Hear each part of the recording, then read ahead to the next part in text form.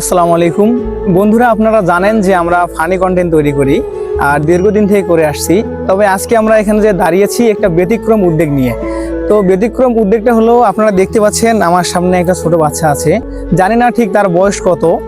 সে দীর্ঘদিন থেকে অসুস্থ এবং সে কী কারণে অসুস্থ তা আমরা তার মায়ের কাছ থেকে জানবো, এবং তার অসুস্থ চিকিৎসা করতে কি পরিমাণ খরচ যাবে সেটাও তার মায়ের কাছ থেকে জানার চেষ্টা করবো।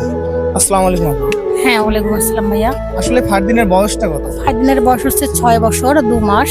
ওর হচ্ছে মেরুদণ্ড সমস্যা, আর এই মেরুদণ্ড সমস্যার কারণে ও বসতে পারে না এবং হাঁটতে পারে না, পড়ে যায় এবং স্থিরভাবে দাঁড়াতেও পারে না।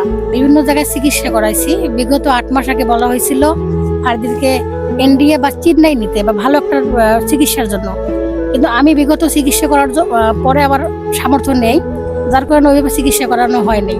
তো এখন দেখতেছি ফারদিন দৈনিক দিন শুকিয়ে যাচ্ছে এবং খুবই অসুস্থ হচ্ছে। প্রায় 12 থেকে 13 লক্ষ টাকার একটা কথা বলছিল, তো আমার সামর্থ্য ভেবে হয়নি। আসলে প্রিয় দর্শক, আপনারা শুনতে পারলেন যে ফারদিনের চিকিৎসার জন্য প্রায় 12 থেকে 13 লক্ষ টাকার মতো দরকার, যেটা ফারদিনের পরিবারের পক্ষ থেকে সম্ভব না। তো আপনারা চাইলে সেটা সম্ভব করতে পারেন। আপনাদের যদি সাধ্য থাকে তাহলে আপনারা সেভাবে দিতে পারেন, সাহায্য করতে পারেন, এবং যাদের সাধ্য নেই দেওয়ার মতো তারা ভিডিওটা চাইলে শেয়ার করতে পারেন, এবং আপনাদের শেয়ারের মাধ্যমে কোনো সহৃদয়বান ব্যক্তির কাছে যাবে এবং তিনি সেই সাহায্যটা করতে পারবে।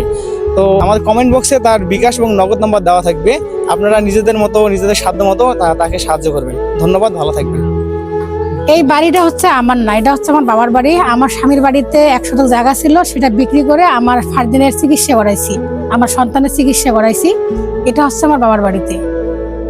আমার স্বামী একজন চায়ের দোকানে মানে চা বিক্রি করার কাজ করে মানুষের দোকানে।